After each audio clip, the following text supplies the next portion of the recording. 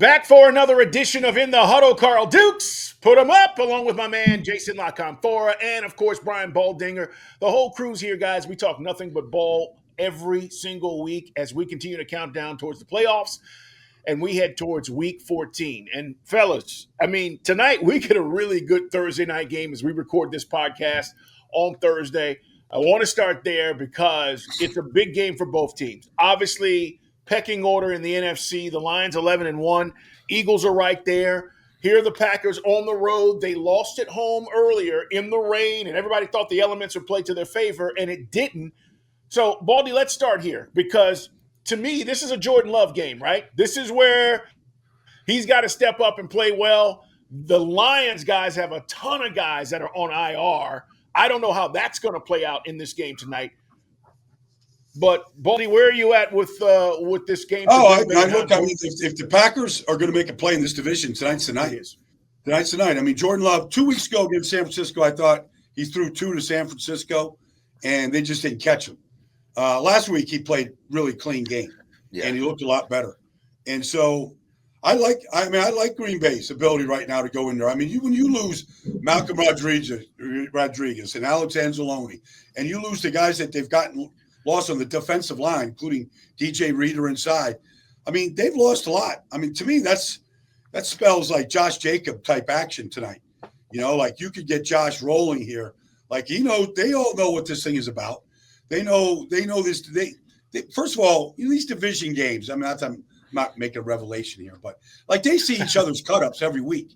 You know, you're in your division, you're watching Green Bay against Minnesota, Green Bay against Chicago. You're watching all these games. You know all their tendencies. So I think this is a Matt LaFleur, Josh Jacobs, Jordan Love game. We know Detroit's offense is going to score. Like, you're not going to keep them below 24 points unless you can get some turnovers, which they've been reluctant to give up. So I think this has a chance to be a entertaining, high-scoring game in the high 20s, maybe even into the 30s, the way Detroit's defense is so decimated right now. With Baldy across the board here, he basically, in his own way, just touched on the 3 ways I've played this game. I'm on the over. I'm taking the 3.5 points, and my favorite prop in this game is Josh Jacobs scrimmage yards over. So I see the game the same way. The last time they played was kind of weird with the weather a little bit, and the Lions, showed once more that they can roar outdoors even when it's not a perfect day to pitch and catch. But Josh Jacobs is one of the rare running backs who had some success against this group, and they've been injured since then. I think this is a huge statement game for Green Bay. And not that I'm saying that Green Bay is definitely going to win the game. I just don't know that Detroit's winning it by 4. The Lions have a way of doing things late, and maybe they win by a late field goal to cover, or not to cover, to win by 1 or 2, or maybe even 3. But that 3 in the hook is too much for me. They tend to score points when they play against each other. They had 48 at Lambeau, even despite the weather last year. 1 game at 51, 1 game at 54. Detroit's over in 3 of its last 4 home games against the division. Goff is obviously in good form right now, right? They got Laporta back, so that offense is even more multidimensional. Jameson deep, Amon-Ra intermediate. The tight end shows up in the red zone. You can throw to the running backs. So, yeah, I think it should be a pretty entertaining game. And I'm with Baldy. I think both teams can score 24 to 27 points. They might both score over 27 points. And I just have a feeling, Baldy, I just have a feeling that, Detroit, it's been a magic carpet ride, but it's about to maybe get a little real for them. They got a bunch of division games coming up. I'm going to see Minnesota this week. And I'll tell you what I think is going to happen, though.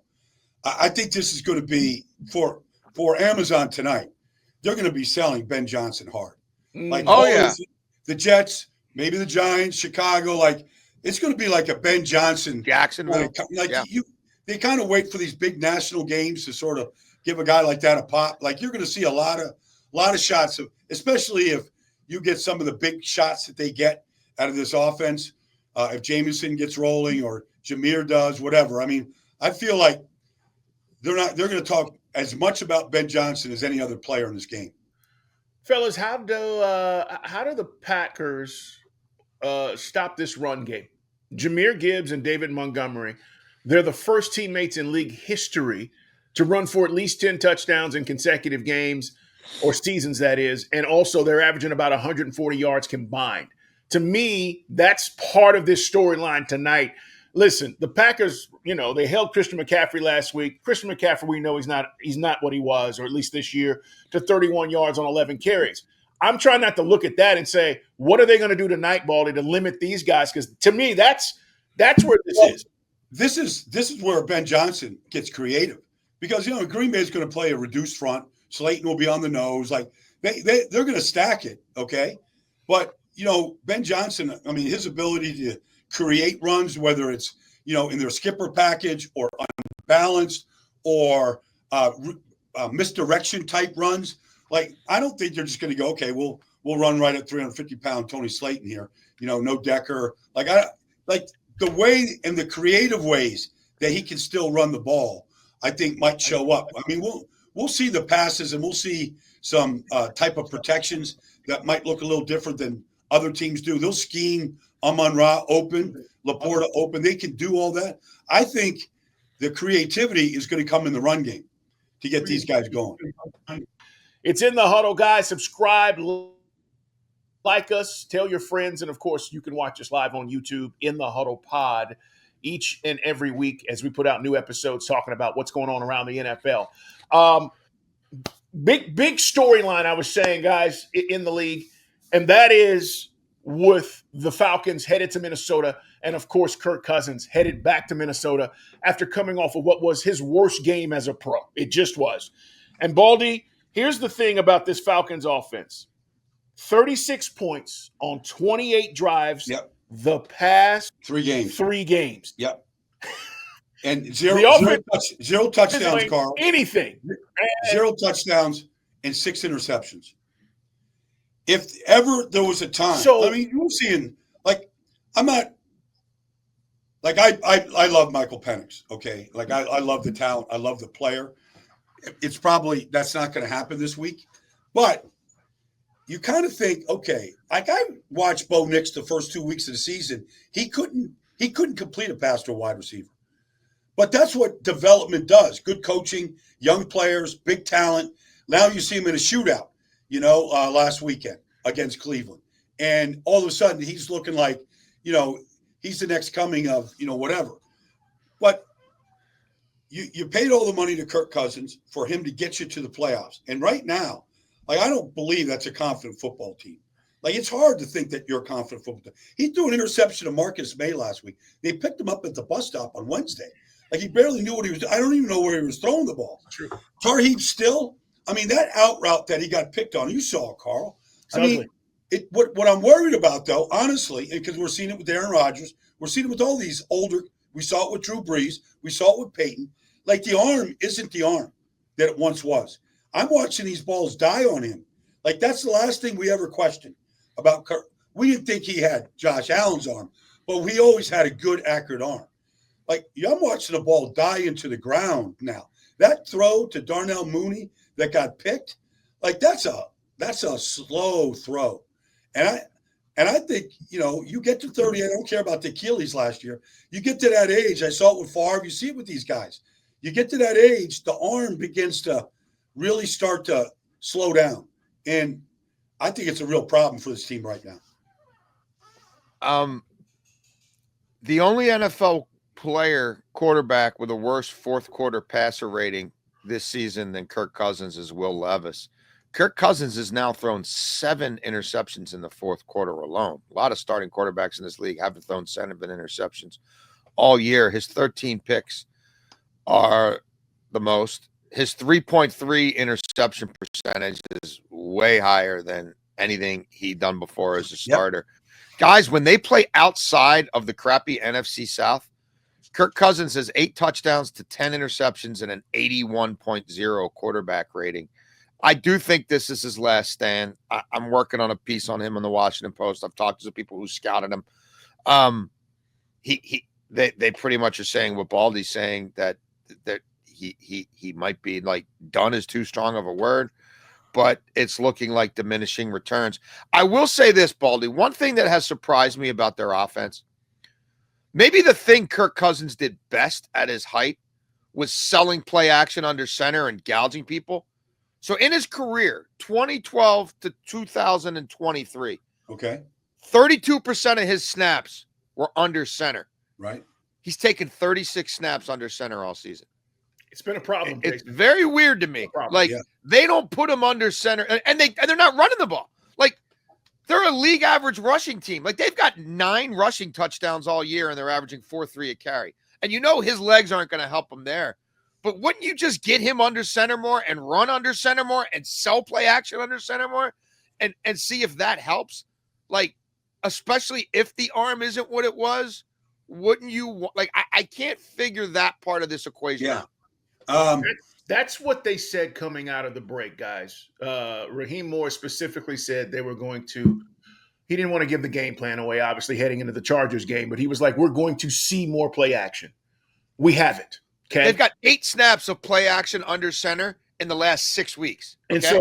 And that's a fact. So Jason and Baldy, here's the other part of this. You guys know this. When you're running pistol, right, and this is what they attempted to do to start the season, there's no run threat there. There's no RPO. So I don't defend Kurt like I would a Lamar or Josh Allen in those similar situations.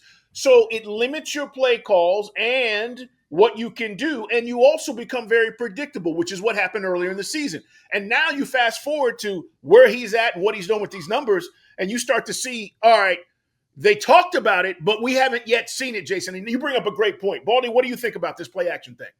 Well, I think it's real. I mean, it's real. And we're seeing a lot of teams go back under center and with success right now, especially with the success of teams are having in the run game.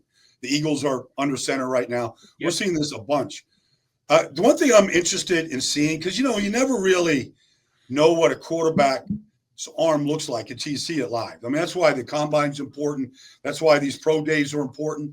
I'm actually really interested to watch both Kirk and Penix throw in pregame warmups. I just want to see, if the ball just comes out so much better. I know it does, but I want to see it, between Penix and Cousins.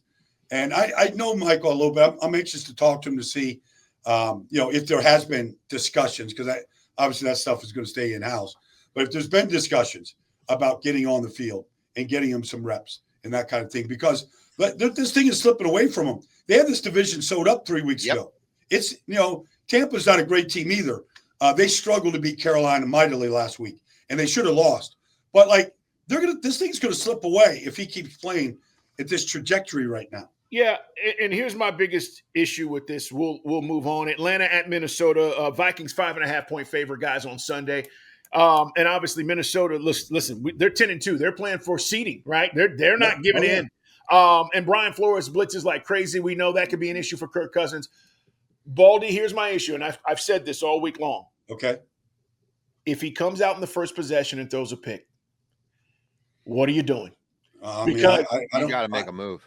And that's, guys, all week, it's like, no change. We're good. We're going to stay the course.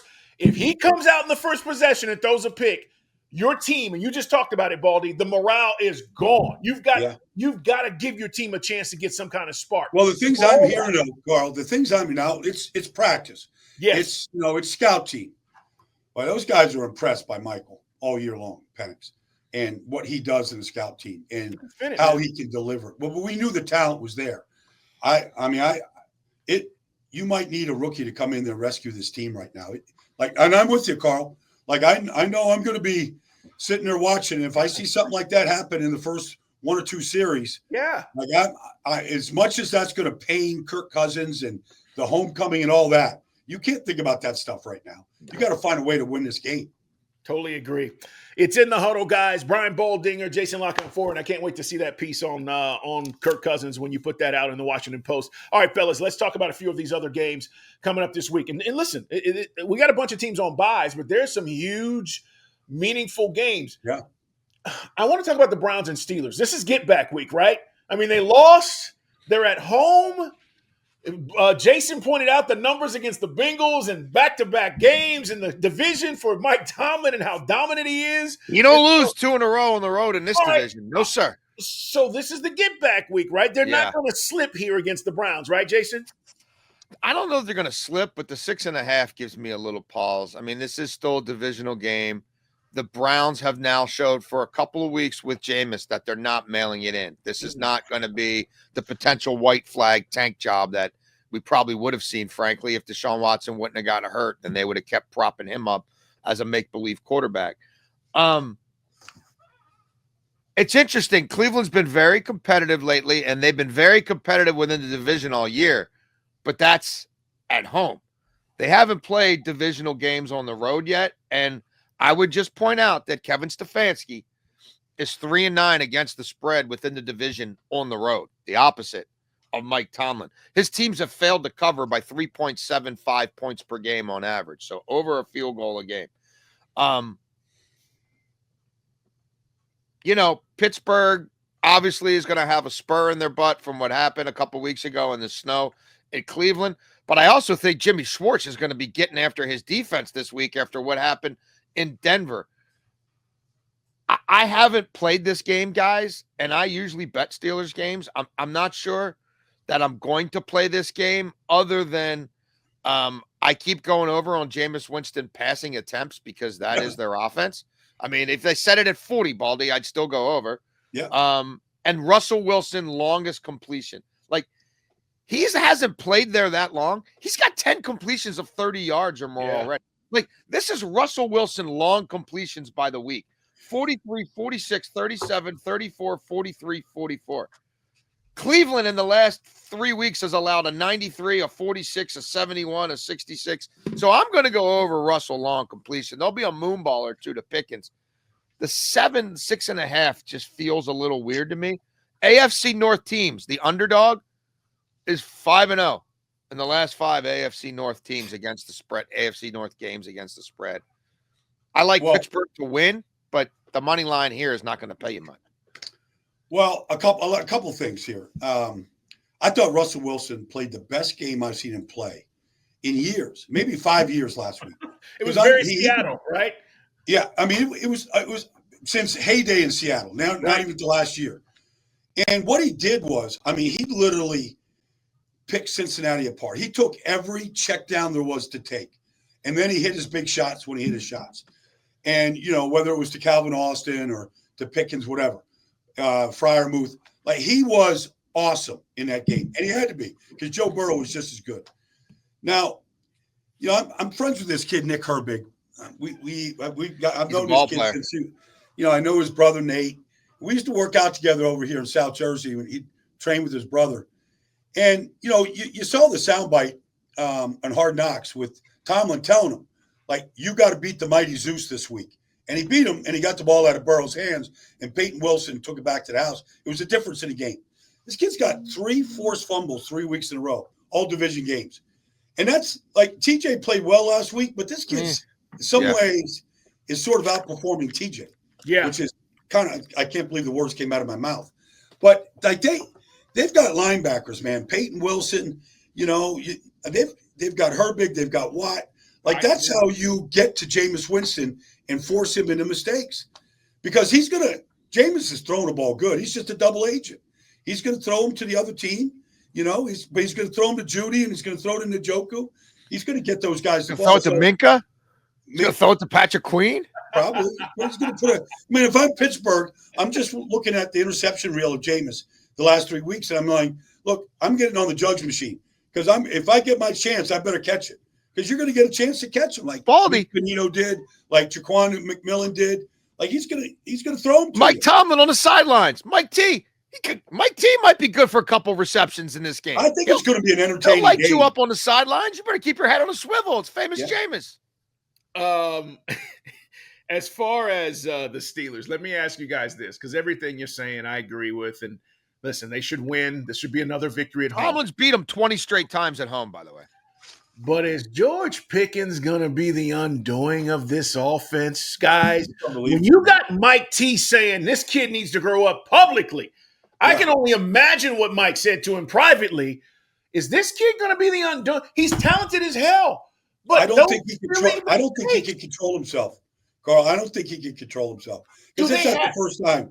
This has been going – it was going on with Deontay Johnson. We just saw him get suspended. I mean, this has been going on now with these guys. And I like what he did after the catch, and he's just sticking the ball in, linebacker's face like that. It's just like, first of all, I'm a big proponent of just getting taunting out of the game. Celebrate like crazy. Go have your end zone dances. Go do your interception dances. I'm all for it. It's fun.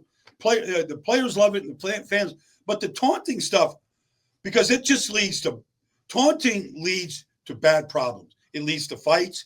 It leads to guys getting hurt. It really changes the game.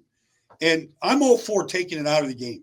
And I actually did a video of Pickens doing dumb things. And I don't like to do that to players. But I'm like, look, everybody knows, because your question, Carl, is the question. Is he going to do something stupid in a big game this year when it's sudden death and it comes down to a possession and you're going back 15 yards? Or he's getting thrown out of a game, whatever it might be. I don't know. I don't know that he can control those emotions because he hasn't done it. He hasn't done it yet. The crazy thing real quick is everything that we thought needed to work, right? Oh, is Russ going to work? It's working. Offensive line, they're young rookies. It's working, right? Yeah. Run game, it's working. Yeah. I mean, everything we talked about, and then you got this one thing with one of the most talented players in the league. It just makes me wonder. And listen, if anybody can handle this, Mike T. But I just think, to your point, on the field, he gets tunnel vision. And then you make these dumb mistakes and your teammates are like, yo, what's up? It's not like they don't have veteran leadership on that team. That's the scary part is they've got great leadership and he's still doing it. That's the scary part of this whole thing. Fellas, let's go ahead and talk about this Seattle-Arizona game. We've been talking about the West for a while. Seattle is on the road. They are a 3-point dog against Arizona on Sunday. It's in the 4:00 window. A lot at stake here, Baldy. And I got to be honest, I did not think Seattle would be here. I thought they'd be competitive. I thought we were still going to be talking about maybe the 49ers. The Rams are still on the come. Here's Arizona at home with the big spot in front of them. Well, think about this, okay? And Jason, I know you're going to be all over this, but here's Jonathan Gannon in his second year, all right? And, he's had 2 drafts that they think are pretty good. Got a lot of those guys from out there on the field playing. But here's Mike McDonald coming in the first year and a complete, really rebuild from the standpoint of philosophy, how we want to win games, rebuilding the defense. And now this defense, you got Big Cat Williams playing the best football in 10 years. And what if Seattle now goes down to Arizona and wins another game and takes a stranglehold on the division? What is Jonathan Gannon and Monty Ossenfort doing when you get a rookie coach coming in and beating you at home and basically, for all practical purposes, winning the division? Now, 2 weeks ago, they couldn't run the ball at all. Nope. Those tackles for Seattle just stoned them. But last week, Arizona, against one of the better run defenses in all of football, did a great job running it against Minnesota. So I think they got the message. They just didn't finish the game. They had a great chance to win that game. They didn't finish it. But this is really what it comes down to is, can James Conner and Trey Benson, can they pierce this Seattle run defense? Because they couldn't do it at all 2 weeks ago. And if they can run it, it'll be a hell of a football game. I do wonder, Baldy, there are times when you can kind of distill a season down to a turning point or an inflection point where, and I'm wondering if 2 weeks ago, Kyler Murray is driving down the field. They have a sustained drive at Seattle in the third quarter. They're eating clock. We're halfway through the third quarter. I'm thinking this might be Arizona coming out of a bye, right? Making a statement here against a team that's kind of had their number. Kyler throws that interception. Changed the game, right? Last week, I feel like they got Minnesota on the ropes. Kyler throws 2 fourth-quarter interceptions. I'm just what – and Seattle, Geno's owned them. Geno's 5-0 against Arizona. Kyler Murray as a home favorite, 5-11 against the spread, 3-7 against the spread his last 10 times. This hasn't been a great spot for Kyler. You want to back Kyler when he's on the road as a dog, not when he's home as a favorite. Seattle's won 6 of their last 7 games on the road. These two teams just played a 16-6 game 2 weeks ago. I love the under here again. It's been an under series. I'm just wondering if we look back and say that's where this division, right? That's where Seattle Like, he fired his linebackers the week before again, right? They changed the defense again. They shut down, to your point, Arizona's run game. Then they win a gutsy game against the Jets. Like, if they win this one, and if it's bad Kyler in this late in this game again, like I think it might be, I'm just wondering if that's when this thing shifted. Couple things from Arizona's standpoint. I thought they were far too conservative last week. And maybe that speaks to Kyler. Maybe it's just Jonathan Gannon being a defensive guy. Like, they had 4th and 2 in the first quarter. They kicked a field goal. All right, take the points. Yeah, but that is Justin Jefferson and Jordan Addison, those guys on the other side. They're not going to stay asleep for an entire game. Then, late in the game, they're at the 5-yard line. They kicked the field goal. I'm just thinking, do they need to be more aggressive? And then the other thing is, Trey McBride's an unbelievable player. Like, anybody who's watched this play, they go up and down the field throwing the ball to him.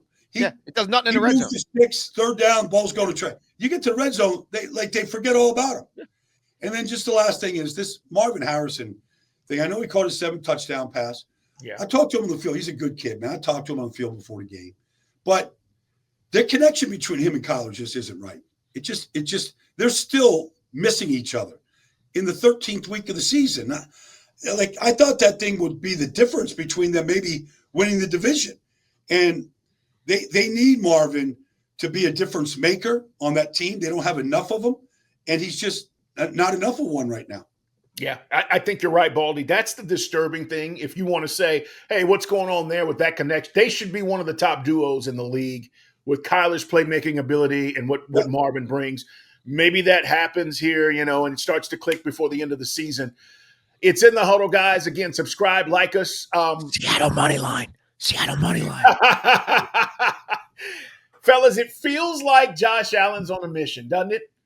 I mean, is this his best season by far? And we've seen some really good seasons from him.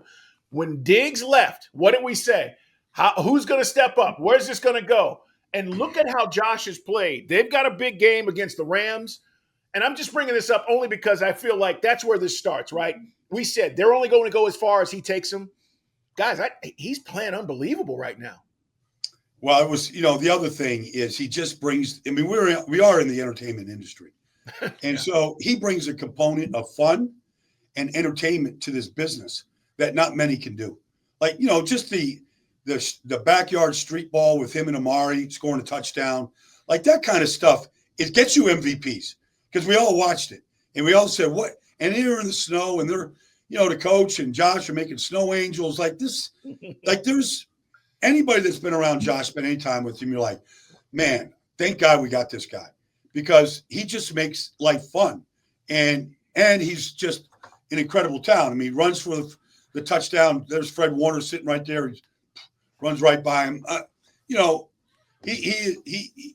I know we go back and forth in this MVP thing, but it's kind of hard not to think this is Josh's award this year. And if you go to LA, the way Saquon did 2 weeks ago, and Saquon has, once in a lifetime game. Yeah. Like you do it in LA, there's certain places, there'd be a lot of star power out there. I know it's kind of gimmicky, but like you put on a show in LA, everybody watches it and everybody takes notice, including, that coach on the other side for the Rams that would think, man, if I had Josh for the next 10 years, how many of these things could I win? Is the 4 points too much? I feel like this is a letdown spot for the Bills. Like, they just clinched the damn division. They've won 7 games in a row. They've scored 30 points or more 6 straight games. Like, they've scored 30 points or more 9 times already this season. It's a team they don't face that often. Like, if there was and I get it, they want the 1 seed, right? They want that win over Kansas City to propel them to a bye week and home field. And I'm not saying they're not motivated, but it's hard to stay as high octane as they've been, as long as they've been. It's an interesting game to me. Like, Buffalo's won 15 straight games in December, but like Sean McVay doesn't lose in December either. Like, and he certainly doesn't, he covers. Sean McVay's 11-4-1. Jason, say that again. Buffalo's won 15 straight December games. Wow. And they're 15-2. in their last 17 regular season games overall. But like McVay at home in December, like he doesn't lose. And he's 22-10-1 against the spread in December in his career. 11-4-1 against the spread in December at home for his career. I just have a weird feeling about this one. And I've been backing the Bills a lot, and it's been hard to scare me off the Bills. And I'm not saying the Bills are going to lose the game, but and I also haven't seen enough out of the Rams, who I really thought were going to take off, to back them either. I think the difference in this This game, like I love the young defensive linemen from the Rams. Me too. You know, Jared Verse is one hell of a player, and Braden Fisk and Kobe Turner. But this Buffalo Bills offensive line is a difference maker. Like they just, like San Francisco didn't. I mean, they couldn't penetrate. I know there are a bunch of backups in there, but they've been a dominant group all year, and they line up the same guys every single week. 13 straight weeks in a row. They got bigger this year. Deion Dawkins I just feel like this line is going to love this challenge. You know, Aaron Cromer was coaching with the Rams out there. He knows Sean McVay. McVay knows him. Aaron coaches the offensive line. Like, I'm just sure Aaron is selling this game as, look, everybody's talking about these young defensive linemen from the Rams. You got a great chance to just eliminate them. Like, I could just see this, like these conversations in the meeting rooms going on all week right now. Guys, I like Buffalo only because of James Cook. I think he's a difference maker, and I think he's going to present a lot of problems. Kid's got 11 touchdowns already. I mean, like, he's playing well, and I think as much as we talk about Josh, that's why I'm looking at Buffalo and going, all right, on the road. But Jason, you bring up an interesting spot. This feels like that, right? Like if you're going to have one of these, this might be the week, and then you're back on your way and you head towards the playoffs. And especially going out west, right? That's the other part. This is the Sunday 4 o'clock game on Sunday in the 4 o'clock window, guys. All right, let's continue on here. We got a few more we need to discuss and talk about as we look at this week in the National Football League. I also want to mention the Kansas City game, which is the Sunday night game. Yep. Chargers, they came in with one wide receiver in Ladd McConkey and beat the Falcons, right? Falcons. Well, they lost him. They lost him at halftime. Correct. Yeah. And then they did a better job of limiting him. But basically, Herbert had nobody to throw to, guys. And, they held on. So now here's Kansas City, and we know offensively how stagnant it has looked at times for Kansas City, even though they continue to win. They've got all these one possession, one last possession games where they've won. But they're at home. And it just feels like, every time I'm going, I don't know about this week, Baldy, they find a freaking way to win. Well, you got to give them credit. They do. But if there's ever going to be a time when Harbaugh, his style, because I think his style can bother Kansas City. They don't turn the ball over, right? Which, Kansas City's good at. They don't turn it over. They limit the number of possessions. They might just need one receiver to throw it to. They're fine just throwing it to Ladd McConkey. That's what they did last week. He's just a dart, that knows how to get open. And then defensively, this secondary is very, very good for the Chargers. Mahomes is more than capable of throwing them up. I don't care if it's Derwin or Tarheeb Still or pick a guy back there, but they're all capable. And the part that keep showing up, and why these games are so close with Kansas City is their tackles stink. All right, Wanye Morris, Jawan Taylor, like everybody's beating them. So if I'm Joey Bosa, I'm Khalil, I'm thinking I'm getting my numbers this week. I'm getting them Mahomes. Like everybody, like Kansas City, they're trying to figure out how we shore this thing up right now. And so I feel like the Chargers have the style and the players to come in there and win this game. This to me is one of my favorite plays of the week. I love the under here. Now, this thing has moved. I got it at 45.5 when it opened. We're down a field goal already. If you're inclined to bet this game, I would say get on it now. Mahomes is under in 11 of his last 15 home games in the AFC West. Patrick Mahomes is 12-6-1 to the under in his career at home against the AFC West. Herbert's under in 9 of his last 12 against the division. Those games have gone under by 4 points on average. Chargers road games this year, guys, average 32.8 points. The next closest team is 36. So, like, just consider that. Kansas City is a team that, as I just said, with Mahomes, is going under all the time. This series has gone under 13 of the last 21 times these teams have met. Well, it was a 17-10 game back. Well, Baldy, this is what the Chiefs have scored in the division. Their divisional games. They've scored 19, 16, 27 in a dome the first time against the Raiders, and 17.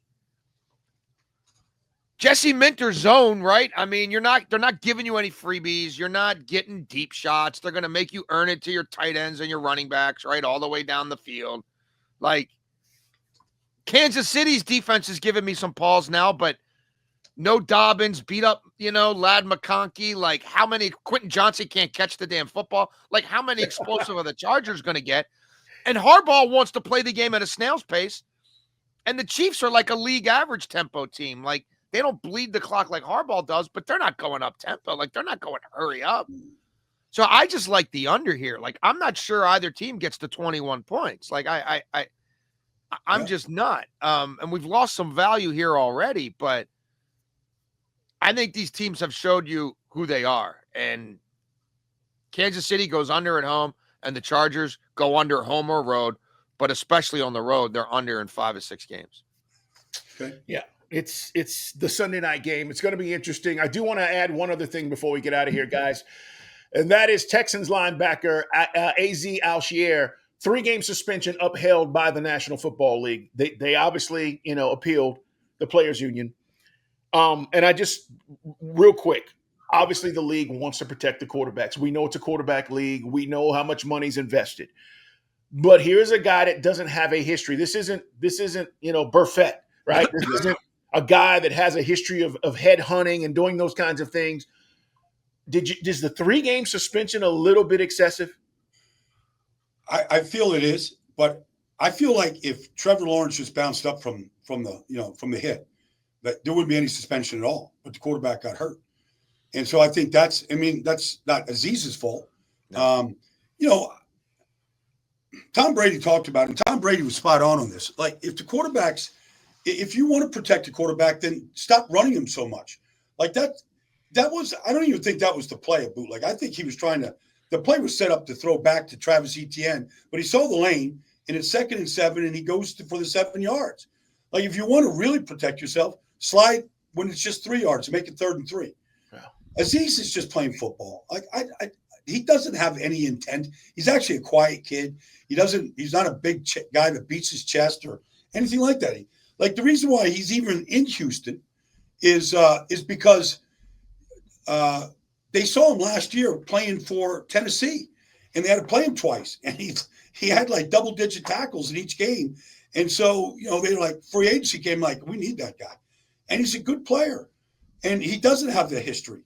I think it's a little excessive, but I do understand we've had these games this year where we have 2nd and 3rd string quarterbacks playing, and it's awful.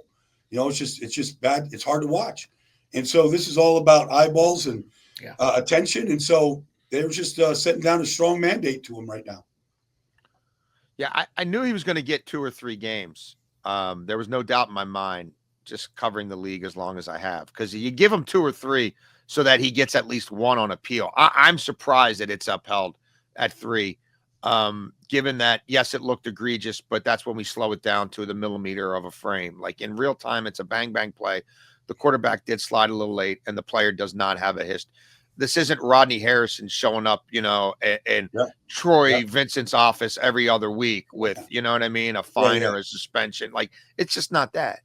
Like, it's so, but I also think, to Baldy's point, you're like, this is how they're going to like, they're telling you who they are and what they're going to do. Like, this is how it's going to go, because supply never meets demand on quarterbacks, and it does affect quality of play. It affects competitive balance. It affects playoff races more than any other position.